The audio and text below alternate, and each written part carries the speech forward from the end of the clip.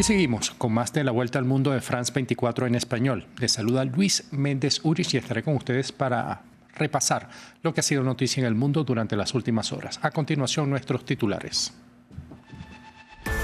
En Honduras avanza el conteo de votos de las elecciones generales tras el cierre de los centros de votación. Los ciudadanos se movilizaron para elegir a quién sucederá a Xiomara Castro, los 128 miembros del Parlamento y más de 290 alcaldes en un proceso marcado por denuncias de fraude en los días previos. Tenemos análisis.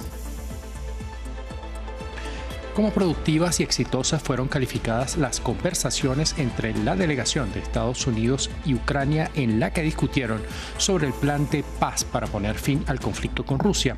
A pesar de los comentarios de las partes, el secretario de Estado Marco Rubio indicó que resta mucho trabajo por hacer. El primer ministro israelí Benjamin Netanyahu pidió al presidente del país ser indultado sobre 3 casos de corrupción por los que aún no ha recibido sentencia. La solicitud, además de provocar reacciones en el seno de la oposición, motivó protestas ciudadanas en las afueras de la casa del presidente israelí Isaac Herzog.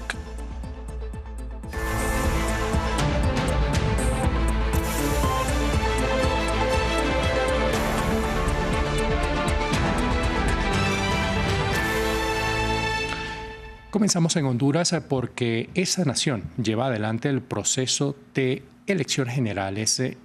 Estos, entre otras cosas, buscan al sucesor de la presidenta Xiomara Castro en la presidencia, pero se llevan a cabo en medio de temores por denuncias sobre posible fraude. Los ciudadanos tenían que escoger entre 3 modelos distintos de gobierno. Para ampliar más sobre este tema se encuentra con nosotros Alexandra Jiménez Salinas, internacionalista y analista política, quien se encuentra en Tegucigalpa, la capital de Honduras. A ella mi saludo y le consulto. De acuerdo con el CNE, al cierre de los centros se habían contabilizado poco más de 2.800.000 votantes verificados, una cifra que está por debajo del 50% del padrón electoral y además por debajo del porcentaje de participación en la elección general del año 2021, que estuvo por el orden del 68%. Aunque el CNE dijo que la cifra podría aumentar, ¿a qué atribuimos esa disminución? ¿Tendría algo que ver con las denuncias de fraude? Buenas noches, Luis. Muchas gracias por el espacio. La verdad es que esta tendencia siempre se ha visto en las elecciones en general en Honduras. Ha sido un patrón que ha sido muy recurrente en las elecciones tanto internas como generales en los últimos años. Y ha sido como el mismo patrón que siempre se ha mantenido. Ahora, sin embargo, en esta... Te escucho. Sin embargo, en este sí se ha visto mucho más participación. Por ejemplo, te puedo comentar de varias personas que me comentaron a mí que en muchos de sus centros estaban abarrotados y que no dejaba de llegar gente a votar, lo cual es una muy buena señal. Sí, vimos eso a lo largo del día, pero como ha sido habitual en las últimas elecciones latinoamericanas, Donald Trump no ocultó su respaldo a uno de los candidatos en disputa y sustentó la continuidad de los programas de apoyo a Honduras a la victoria de su aspirante, en este caso Nasri Asfura. ¿Es esto una injerencia o presión del mandatario estadounidense en los procesos internos de la nación centroamericana?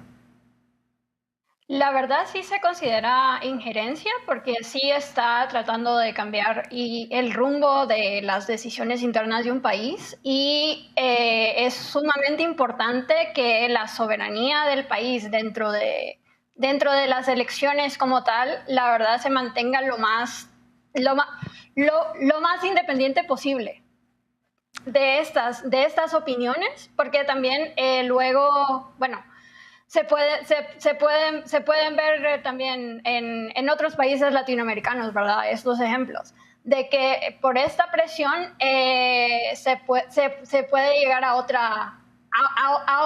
otras cosas que realmente puede que no vaya a ser lo mejor para el país.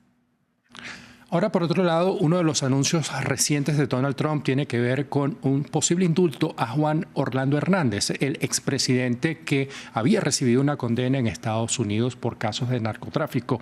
¿Cómo influirá esta decisión en la sociedad hondureña? La verdad es que este tema ha creado mucha polarización en la sociedad en general, porque hay mucha gente que está muy a favor del indulto, pero también hay gente que está muy en contra. Obviamente sus razones tendrán, ¿verdad? Pero es también algo que tiene demasiadas aristas, que también ahorita verlo como a grosso modo ahí sí necesitamos más tiempo de análisis, porque es algo bien, bien complejo. Muchísimas gracias, Alexandra Jiménez Salinas, por ofrecernos detalles de lo que ha sido todo este proceso de elecciones en Honduras.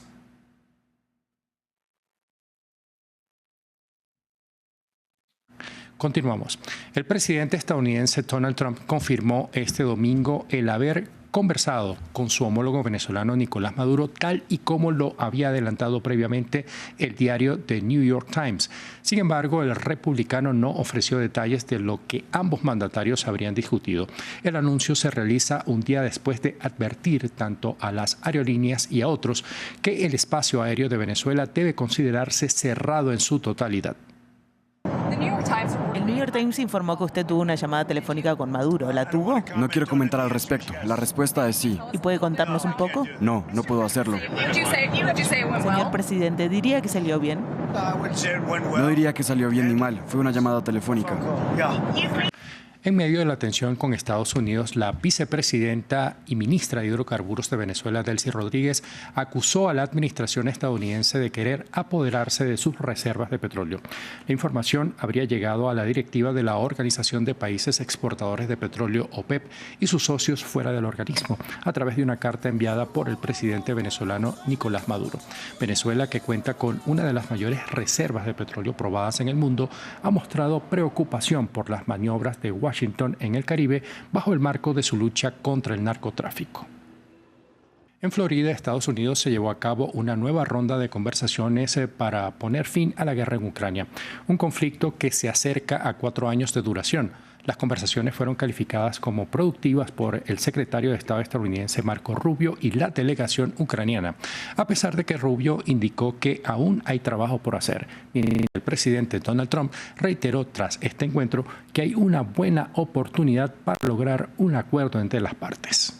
Productivas, pero no decisivas. Concluyeron este domingo las negociaciones de alto nivel entre Estados Unidos y una delegación de Ucrania para el fin de la guerra en el país invadido por Rusia hace ya casi 4 años. Un encuentro encabezado por el secretario de Estado estadounidense, Marco Rubio, quien, a pesar de que las definió como productivas, dejó claro que aún hay trabajo pendiente. Creo que hoy volvimos a profundizar en ello, pero aún queda trabajo por hacer. Esto es delicado, es complicado, hay muchos factores en juego y obviamente hay otra parte involucrada que tendrá que formar parte de la ecuación, y eso continuará más adelante esta semana cuando el señor Witkoff viaje a Moscú. Junto a Rubio estuvieron Steve Witkoff, el enviado de Donald Trump que visitará Rusia en los próximos días, y el yerno del presidente estadounidense Jared Kushner. Del lado ucraniano, la delegación resaltó los esfuerzos y el apoyo de Washington. Estábamos hablando del futuro de Ucrania, abordamos todos los asuntos importantes para Ucrania, para el pueblo ucraniano, y Estados Unidos nos brindó un apoyo incondicional. Trabajamos, ya tuvimos una reunión exitosa en Ginebra y hoy continuamos con ese éxito. El presidente ucraniano Volodymyr Zelensky no asistió a la reunión. El mandatario se ha comprometido a no aceptar un mal acuerdo al tiempo que asegura que Ucrania está en su momento más difícil. Dicho eso, la ronda diplomática en Florida transcurrió sin indicios de que el fin de la guerra se pudiera alcanzar próximamente. Mientras, The Wall Street Journal sostiene que el verdadero plan de Trump para la guerra es ganar dinero, es decir, recuperar los activos rusos congelados. En este contexto, con Witkoff rumbo a Rusia y el nerviosismo de los aliados europeos aún evidente, Rubio tiene previsto esquivar una reunión con sus pares de la OTAN, a pesar de las preocupaciones de sus socios sobre lo que quiere Estados Unidos para Ucrania. Ciudadanos israelíes se manifestaron en las inmediaciones de la casa del presidente Isaac Herzog para pedir que desestime el indulto solicitado este domingo por el primer ministro Benjamin Netanyahu, que le permitiría sortear sus juicios por corrupción con el fin, según él, de acabar con las divisiones que sus problemas judiciales han provocado en el país. Un pedido que apoya parte de la población. Tenemos más detalles en el siguiente informe de Dasi Danza. Con overoles naranjas y máscaras de políticos israelíes, manifestantes se reunieron frente a la residencia privada del presidente israelí, Isaac Herzog, en Tel Aviv, para pedirle que rechace la solicitud del primer ministro Benjamin Netanyahu de que le otorgue su indulto. De esta forma, Netanyahu busca sortear sus juicios por corrupción antes de que se dicte sentencia. Lo que Netanyahu pide no es un indulto. Pide que se cancele por completo su juicio sin asumir ninguna responsabilidad, sin pagar el precio por cómo destrozó este país y cómo finalmente provocó la masacre del 7 de octubre. En una carta de 111 páginas enviadas al presidente, los abogados de Netanyahu argumentaron que el proceso penal estaba obstaculizando su capacidad para gobernar. Es la realidad diplomática y de seguridad, el interés nacional, la que lo exige. La continuación de este juicio nos destroza por dentro, aumenta las divisiones y la profundiza. Estoy convencido, como muchos otros en el país, de que el fin inmediato del juicio contribuiría en gran medida a calmar los ánimos y promover una amplia reconciliación. Parte de la población apoya esa opción. Netanyahu ha hecho lo correcto al solicitar el indulto. Se merece que se le perdone. Creo que se debería conceder el indulto a Bibi para poner fin a este largo juicio que lleva tantos años en marcha y que continuará durante años. Netanyahu niega los cargos de soborno, fraude y abuso de confianza y ha pospuesto audiencias escudándose en cuestiones de seguridad, salud o visitas diplomáticas. No hay precedentes de un indulto así de un jefe de gobierno aún en el cargo. Herzog ya había sugerido que estaba considerando tal indulto y ahora promete examinar la solicitud con responsabilidad y seriedad. En octubre, desde el Parlamento israelí, Donald Trump pidió a Herzog que indultara a Netanyahu. Para la oposición, una amnistía sin condiciones no es deseable y piden que reconozca su culpabilidad y se retire de la política. Pero Netanyahu ya anunció su candidatura a las elecciones legislativas de 2026. Casi 1.000 personas fallecidas dejan las inundaciones tras la temporada de monzón que impacta el sudeste asiático. Indonesia es la nación más afectada, donde se contabilizan más de 440 muertos por la situación, específicamente en la isla de Sumatra. El ciclón Tituap sigue afectando a Sri Lanka, donde más de 330 personas han perdido la vida, al tiempo que en Tailandia el número de víctimas mortales supera los 170. Las autoridades trabajan desesperadamente para dar atención a los sobrevivientes y desplazados por los efectos climáticos. Veamos más en el siguiente informe de William Gasu. En la localidad de Pidie Jaya, en la isla de Sumatra, las huellas de las inundaciones son visibles.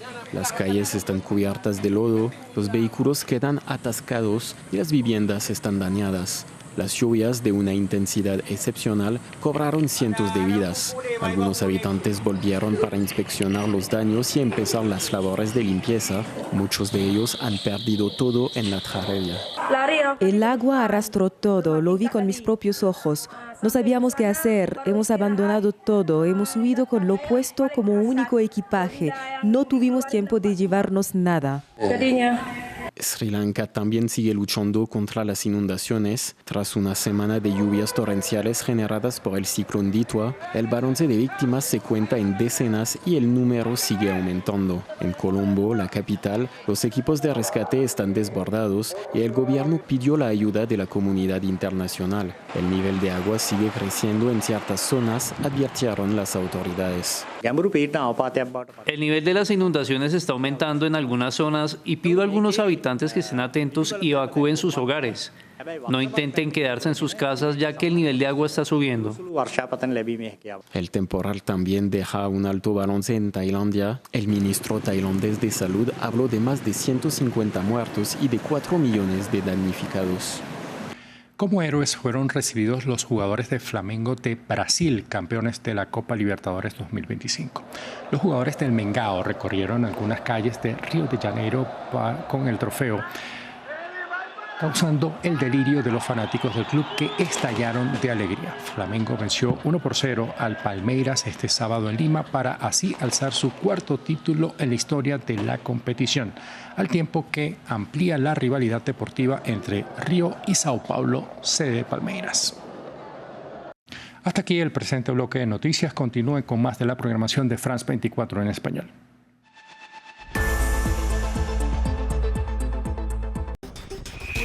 Cada 30 minutos, France 24 les ofrece una actualización de los acontecimientos más importantes de América Latina y el mundo. Últimas noticias, contexto y análisis. Todo lo que necesitas saber para estar bien informado. Noticias en France 24 y france24.com.